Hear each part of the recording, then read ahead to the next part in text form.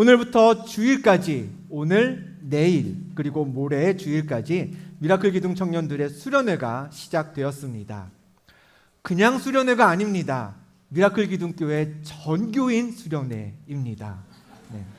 청년들이 꿈꾸는 미라클 기둥교회는 세 가지 단어로 표현할 수 있습니다. 첫 번째, 신앙의 여러 요소들이 균형 잡힌 청년들의 교회. 그리고 두 번째, 세상을 하나님께 인도하고 그리스도를 세상에 전하는 그 연결고리의 역할을 하는 제사장 교회. 또 각각 다른 지체인 청년들이 모여서 함께 성장하는 한 몸인 교회. 이 중에 이번 수련의 주제는 밸런스드라고 해서요, 균형 잡힌 교회, 우리의 첫 번째 비전을 우리의 이번 수련회의 타이틀로 삼았습니다. 에베소서 4장 13절은요, 신앙생활의 두 가지 측면을 강조하고 있습니다. 우리 화면을 보고 같이 읽어볼까요? 시작. 우리가 다 하나님의 아들을 믿는 것과 아는 일에 하나가 되어 온전한 사랑을 이루어 그리스도의 장성한 분량이 충만한 데까지 이르리니. 아멘. 건강한 신앙생활을 위해서는요, 두 가지 아이디, 즉 두 가지 신분증이 필요합니다. 첫 번째 증은요, 내가 예수 그리스도를 만났고 그분의 사랑을 경험했다라는 간증이라는 이름의 증입니다. 두 번째 증은요, 성경에 기록된 하나님의 말씀은 우리에게 무엇이라 가르치는지, 말씀에 기록된 예수님은 어떤 분이신지를 아는 논증입니다. 이 여름에 미라클 기둥 청년들이 하나님의 아들을 믿는 것과 아는 일에 멋진 균형을 이루게 되기를 축복합니다. 또 오늘 이 자리에 모인 우리 모두가 예수 그리스도를 만나는 그 간증과 주의 말씀을 아는 논증, 이 두 가지 신분증, 두 가지 하늘나라의 백성, 하늘나라 시민의 신분증을 잘 챙겨서 하나님 나라에 넉넉히 이르는 하늘 백성 되기를 주님의 이름으로 축복합니다. 우리가 잘 알고 있는 말씀이죠. 창세기 12장은 이런 말씀으로 시작이 됩니다. 우리 같이 읽어볼까요? 여호와께서 아브라함에게 이르시되 너는 너의 고향과 친척과 아버지의 집을 떠나 내가 내게 보여줄 땅으로 가라. 내가 너로 큰 민족을 이루고 내게 복을 주어 내 이름을 창대하게 하리니 너는 복이 될지라. 아멘. 하나님은 아브라함에게 내가 보여줄 땅으로 가라 하셨습니다. 그곳에서 아브라함의 이름을 창대하게, 밝고 빛나고 크게 하시겠다고 선포하셨죠. 그 말씀을 약속으로 믿고 아브라함은 순종하는 마음으로 가나안을 향했고 가나안에 도착했습니다. 가나안에 도착한 아브라함이 가장 먼저 했던 일이 있습니다. 창세기 12장 8절에 그 일이 기록되어 있는데요. 그가 그곳에서 여호와께 제단을 쌓고 여호와의 이름을 불렀다고 했습니다. 아브라함은 제단을 쌓았습니다. 하나님을 불렀습니다. 다시 말해서 우리가 지금 하고 있는 이 거룩한 행동처럼 하나님을 예배했습니다. 그런데 예배를 마친 아브라함이 특이한 행동을 하기 시작합니다. 바로 그 다음에 이어지는 구절을 볼까요? 점점 남방으로 옮겨갔더라라고 했습니다. 약속의 땅에 도착했습니다. 그래서 약속의 땅까지 이끄신 하나님을 예배했습니다. 그러면 상식적으로 약속의 땅에 계속 머물렀어야 합니다. 거기서 하나님의 약속을 이루며 삶을 살아가야죠. 그런데 아브라함은 약속의 땅에서 멋있게 하나님을 짠 예배하고서는 어떻게 됐나요? 거기에 안 있고요. 점점 남방으로, 남쪽으로 갔습니다. 지도를 보여드립니다. 아브라함은 저 동쪽에서부터 쭉 먼 길을 따라서요, 빨간 네모가 있는 가나안까지 왔습니다. 뭐 하루 이틀 만에 온 것도 아닙니다. 오랜 시간이 걸쳐서 하나님의 약속의 땅에 머물렀는데, 그래서 저기서 하나님을 예배하고는 점점 남쪽으로 내려가기 시작했습니다. 당시 가나안의 남쪽 밑부분에는요, 애굽, 우리가 이집트로 알고 있는 그 나라가 있었습니다. 아브라함이 애굽으로 조금씩 이동하고 있을 때 사건이 하나 터집니다. 창세기 12장 10절을 보죠. 그 땅에 기근이 들었으므로 아브라함이 애굽에 거류하려고 그리로 내려갔으니 이는 그 땅에 기근이 심하였음이라 했습니다. 하나님이 아브라함에게 보내신 약속의 땅 가나안에 기근이 들었습니다. 그리고 기근 때문에 아브라함이 애굽으로 갔다고 했죠. 근데 정말 그럴까요? 약속의 땅에 잘 있던 아브라함을 기근이라는 그 못된, 있어서는 안 될 그 사건이 아브라함을 애굽으로 막 밀어냈을까요? 아닙니다. 성경은 기근이 있어서 아브라함이 애굽을 갔다라고 말하기 전부터 뭐라고 기록했죠? 아브라함이 점점 남방으로 향했다고, 옮겨갔다라고 먼저 기록하고 있습니다. 기근이 있기 전부터 말이죠. 즉 아브라함의 마음은요, 기근이 있기 전부터 이미 어디를 향하고 있었나요? 애굽을 향하고 있었습니다. 시선이 하나님이 있게 하신 약속의 땅이 아니라 그것과 상관없는 애굽을 보고 있었던 겁니다. 그러는 와중에 기근이 딱 옵니다. 그랬더니 옳거니 내가 안 그래도 애굽 저곳에 한번 가고 싶었는데 잘 됐네. 여기 가나안보다는 애굽이 훨씬 살기 좋아 보이니 얼른 가자. 그렇게 된 거죠. 기근 때문에 애굽으로 간 게 아니라 기근 때문에 애굽으로 가고 싶었던 아브라함의 마음이 드러난 겁니다. 만약에 아브라함이 기근이 있기 전부터 점점 남방으로 향하지 않았더라면, 하나님이 보내신 그 땅 가나안의 몸과 마음과 시선을 완전하게 두었더라면 기근이 들었을 때 어땠을까요? 최소한 아브라함이 이렇게 묻기는 했을 겁니다. 하나님, 이게 어떻게 된 겁니까? 여기에 오면 제 이름을 창대하게 하신다면서요. 제가 복이 되게 하신다면서요. 그런데 기근이라뇨. 기근 속에서 어떻게 먹고 살면서 창대해집니까? 가나안에 왔는데 어떻게 살아야 하는지, 최소한 아브라함이 그 땅에 살 마음이 있었더라면 하나님께 기도하고 묻기라도 했을 텐데, 성경에는요, 기근이 들자 아브라함이 하나님과 그런 고민을 나누었다는 기록이 없습니다. 그냥 기근이 드니까 바로 애굽으로 갔습니다. 기근 전부터 마음이 가나안을 떠났다는 증거죠. 혹시 학교 다닐 때 과학 시간에 이런 거 보셨을까요? 리트머스 종이라고 하는 겁니다. 정체를 모르는 액체가 있다고 해봅시다. 근데 이 액체가 산성인지 염기성인지를 판단할 때 사용하는 시험지가 리트머스 종이입니다. 그냥 투명해 보이는 액체, 뭔지 모르는 액체지만 이 리트머스 종이, 푸른색 종이를 넣었더니 종이가 붉게 변하네요. 그럼 그 용액이 뭔지는 모르지만 산성 용액이라는 뜻입니다.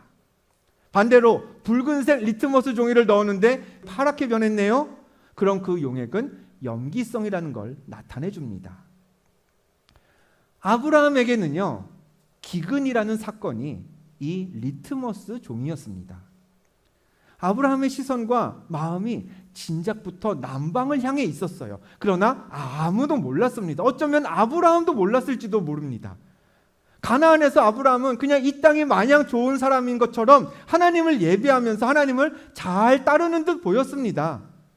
그런데 어떤가요? 기근이 닥치자 그의 신앙이, 그가 바라보던 곳이 어떤 곳이었는지, 그가 마음을 두던 곳이 어떤 곳이었는지가 단번에 드러났습니다. 약속의 땅 가나안에서 하나님 이루실 그 약속의 때를 기다리기보다 내가 지금 가고 싶은 곳, 내가 지금 이루고 싶은 것을 따라 행동하는 신앙, 딱 그만큼의 신앙을 가진 소유자라는 게 드러난 거죠. 새롭게 이제 일터를, 취업을 하게 된 청년들 중에 이렇게 말하는 케이스가 있습니다. 목사님, 제가 새롭게 일터를 잡았습니다. 취업을 했습니다. 근데 거기가 이제 스케줄 근무를 해가지고 요일에 상관없이 주 5일 월화수목금 근무하고 주말에 쉬는 게 아니라 요일이랑 상관없이 이날 근무하게 되면 해야 되고 저날 쉬게 되면 쉬어야 되는 그렇게 스케줄이 됩니다. 그래서 주일에 못 나올 때가 많은 것 같아요. 나오기 힘들겠지만 최대한 스케줄이 조정 가능하면 제가 주일에 나오도록 해보겠습니다. 그래서 이제 정말 매주일 보기는 힘들어집니다. 주중에 연락을 해봅니다. 지난주엔 일했니? 많이 힘들겠구나. 우리 언제쯤 볼 수 있을까? 그러면요, 목사님, 제가 교회는 못 나갔지만, 일해야 돼서 못 나갔지만 온라인으로 예배 드렸습니다. 제가 근무하느라 그 시간에 온라인 예배도 못 드렸지만 나중에 유튜브에서 설교 말씀은 들었습니다. 그렇게 얘기를 합니다. 주일에 몸은 일터에 있지만 마음과 시선은 어디에 있는 거예요? 예배를 향하고 있는 겁니다. 교회를 보고 있는 겁니다. 그런데 비슷하지만 이렇게 얘기하는 케이스도 있습니다. 목사님, 저 이번에 취직했습니다. 근데 주일에도 일할 때가 많아요. 저 당분간 못 나와요. 그냥 못 나온다고 못을 박습니다. 주중에 잘 지내냐고 연락하면 지난 주일에는요, 오랜만에 주일이 휴무였답니다. 그런데 피곤해서 아니면 간만에 그래서 약속 지키느라 친구들 만나느라 교회까지는 못 왔다라는 이야기를 듣기도 합니다. 마음이 가나안에 없는 거죠. 시선이 점점 남방으로 향하던 중에 주일에 일해야 되는 상황이 때마침 찾아온 겁니다. 평소에 우리가 어디를 향해 있는지가 중요합니다. 약속의 땅 가나안에 내 마음을 두는 사람은요, 기근이 와도 누굴 찾습니까? 애굽을 찾는 게 아니라 하늘에 계신 하나님을 찾습니다. 기근이 닥치면 하나님께 달려가서요, 하나님께 답을 구합니다. 하나님 어떻게 해야 됩니까? 여기가 분명 약속의 땅인데 저는 이 기근을 어떻게 견뎌야 합니까?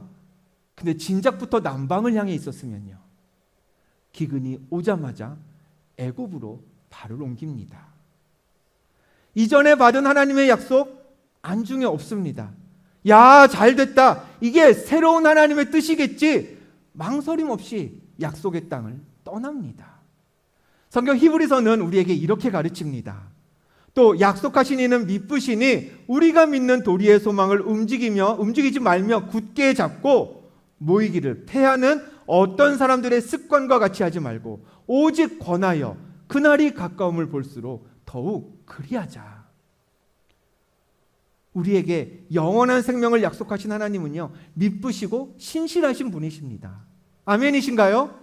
하나님의 약속은요, 기근이 왔다고 유효기간이 끝나지 않습니다. 그 기간이 지나지 않습니다. 때문에 기근이 닥쳤다고 해서 모이기를 패하는 사람이 되어서는 안 되는 겁니다. 마음을 가나안에 두고 시선을 하나님께 두고 그날이 가까울수록 하나님 주신 약속을, 그 약속을 향한 소망을 더욱더 굳게 붙잡아야 하는 줄 믿습니다. 기근 이후에 애굽으로 내려간 아브라함에게 걱정이 생깁니다.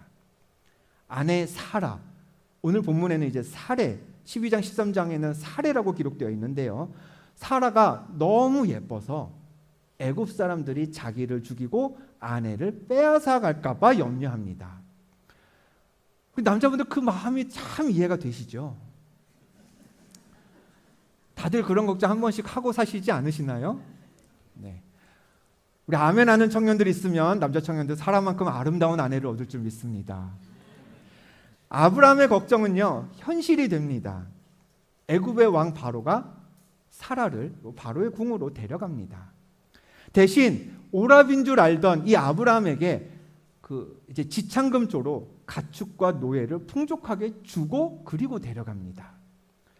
그러자 하나님이 개입하셨습니다. 창세기 12장 17절입니다. 여호와께서 아브라함의 아내 사레의 일로 바로와 그 집에 큰 재앙을 내리신지라. 하나님이 바로와 바로의 집에 재앙을 내리셨습니다. 바로가 뭘 잘못했나요? 바로는 아브라함의 거짓말을 믿은 잘못밖에 없습니다. 아브라함이 누이라 하니까 안심하고 데려갔죠. 만약에 아브라함이 안 됩니다, 이 여자는 제 아내입니다 했으면 모르겠습니다, 안 데려갔을 수도 있겠어요. 그러나 아브라함이 누이라니까 그냥 안심하고 데려갔습니다. 그것도 당시 풍습에 따라 막 빼앗아 간 것도 아니고요, 충분한 대가를 치르고 데려갔죠. 그럼 여러분 생각해 보세요. 오히려 재앙은 이거 누가 받아야 되는 재앙입니까? 아브라함이 받아야 되는 거 아닌가요?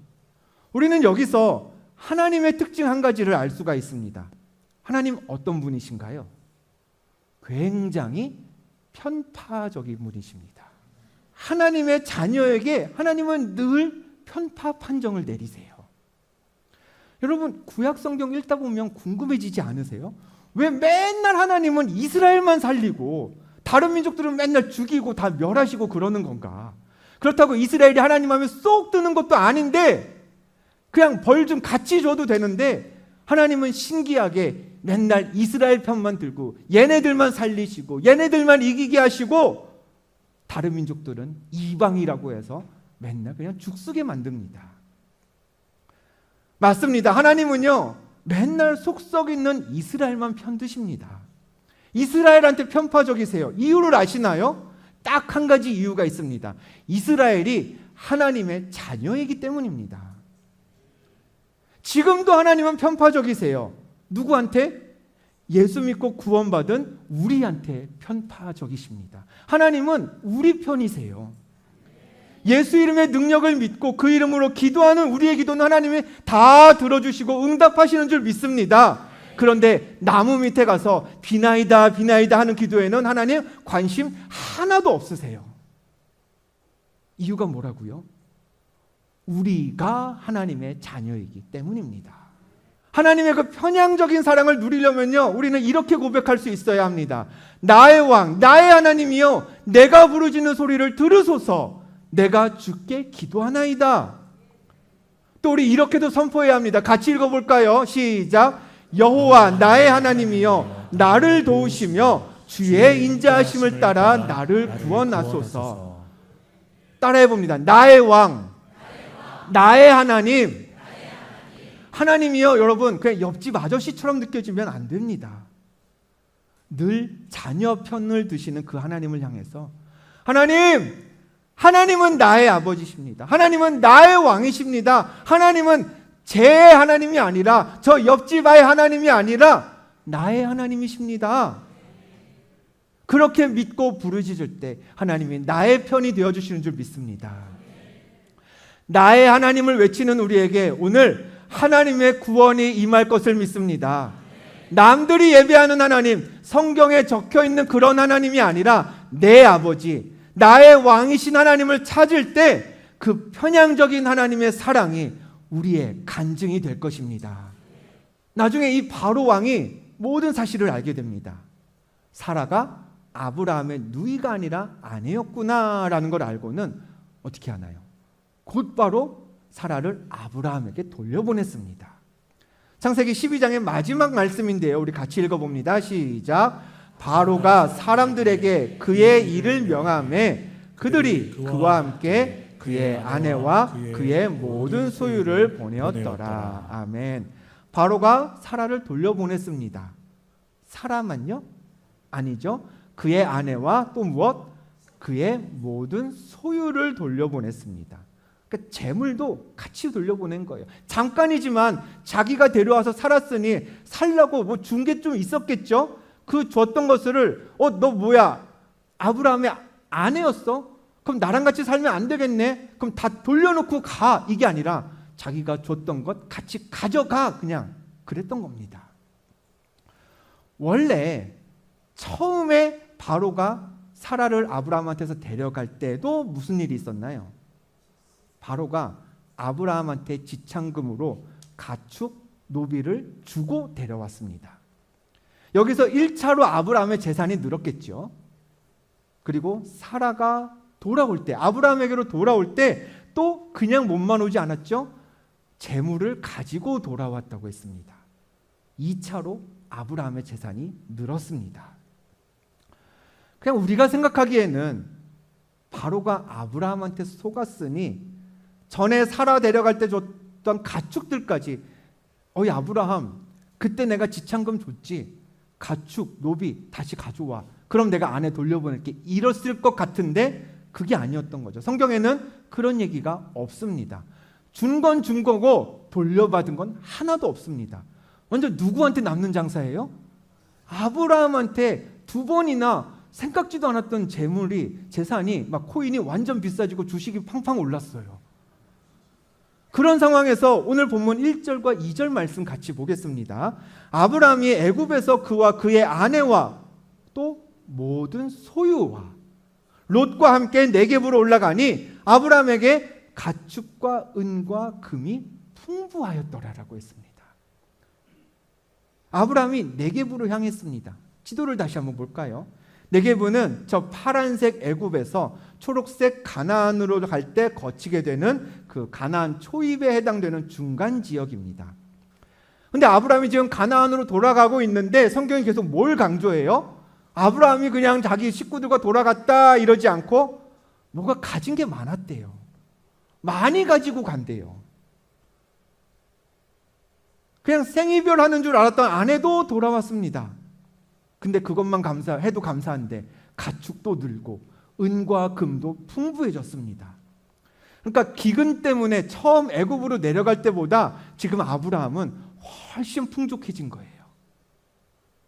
그런데 그렇게 살만해진 아브라함이 네겝으로 가면서 이 아브라함이 아내 사라와 무슨 얘기를 나누었을까?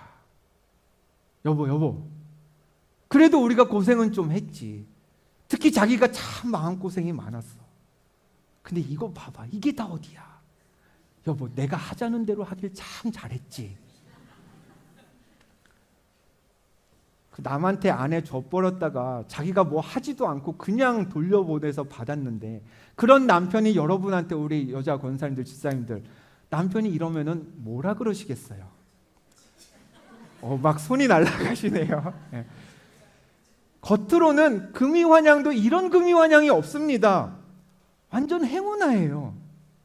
그런데 여러분 잘 보세요. 그 내면을 보면 부부 사이에 신뢰가 하나도 없습니다. 재산은 많아졌습니다. 근데 그 재산, 늘어난 재산을 볼 때마다 아브라함의 마음이 어땠을까요? 내가 저거 얻으려고 우리 아내한테 참 몹쓸 짓 했구나. 사라한테 그 늘어난 가축을 볼 때마다 미안했을 겁니다. 그 늘어난 가축과 은금을 볼 때마다 사라는 또 어땠을까요? 남편의 배신이 떠오르지 않았을까요? 저 가축, 저 양은 왜 저렇게 울어? 에이, 우리 남편 닮았나 보다 이러면서. 게다가요, 이 가축과 은금 이거 마음에 안 들다고 해서 어디 갖다 버리지도 못해요. 볼 때마다 마음은 아픈데 그렇다고 없앨 수도 없습니다. 아브라함이 이러면 어떨까요? 여보, 난 당신을 다른 남자에게 보내고 받은 이런 돈 하나도 필요 없어. 여보, 나에겐 당신이 가장 소중해. 그러니까 우리 이 가축, 은, 금 우리 다 갖다 버립시다. 그런다고 해서 사라가 어머 여보 당신 너무 멋져 이러지 않았을 겁니다. 보세요. 가진 건 많아졌습니다. 근데 이 가진 것들이 갖고 있자니 마음이 아프고, 그렇다고 버리지도 못하고, 이 재물이 평안을 주기는커녕 평안을 지금 다 빼앗고 있습니다. 이 자본주의 사회에서 돈은 없어서는 안 되는 거죠. 그러나 꼭 필요해서 모으는 돈 때문에 부끄러운 사람이 되지는 말아야 합니다. 돈 때문에 미안하지 말아야 하고요. 돈 때문에 상처 주어서도 안 됩니다. 돈 때문에 스트레스는 좀 받을지언정 가족, 친구, 하나님과의 관계가 건강하게 지켜져서 그 건강한 관계로 물질로 인한 스트레스를 이겨낼 수 있는 그런 인생의 주인공 되시기를 축복합니다. 가축 많아졌습니다. 재물도 많아졌습니다. 그렇지만 아내 사라에게 말 한마디 떳떳하게 꺼내지 못하고 네겝으로 조용히 향하던 그 아브라함은 그래도 이것 하나는 깨달았을 겁니다. 하나님은 애굽에도 계시는구나. 여러분, 아브라함 시대 그 고대 사회에는요, 지역마다 서로 다른 신을 섬겼습니다. 그래서 이쪽 지역하고 저쪽 지역의 전쟁을 벌이면요, 그건 이 신과 저 신의 싸움이었어요. 그래서 이쪽 팀이 이기면 저쪽 신은 이 신한테 져버리고 그냥 패해서 없어지는 겁니다. 죽어 사라지는 겁니다. 이 신만 살아남는 겁니다. 약속의 땅 가나안을 떠나 애굽으로 향했던 아브라함은 가나안이라는 지역을 벗어났으니 하나님을 벗어났다, 하나님에게서 벗어났다라고 생각했겠죠. 애굽에는 애굽 사람들이 신이라 여기는 그들의 왕 바로가 신으로 있었습니다. 신처럼 여겨지는 인물 바로가 자기 아내 사라를 데리고 가더니 자기는 하나님이 두렵다면서 다시 사라를 돌려보냈네요. 아니 애굽에서는 바로가 신인 줄 알았는데 다들 그렇게 믿고 사는데 내가 아는 하나님이 어라 애굽에도 와서 역사하시네. 그 하나님이 심지어 바로보다도 세네. 아브라함은 철저하게 배울 수 있었습니다. 또 두 번째, 아브라함은 이것도 깨달았겠죠. 우리 하나님 참 신실하시구나. 아브라함은 어떻게 애굽을 갔나요? 하나님의 약속을 저버리고 그 약속의 땅을 등지고 애굽으로 향했습니다. 근데 하나님은 그 애굽에서까지 아브라함을 돌보셨습니다.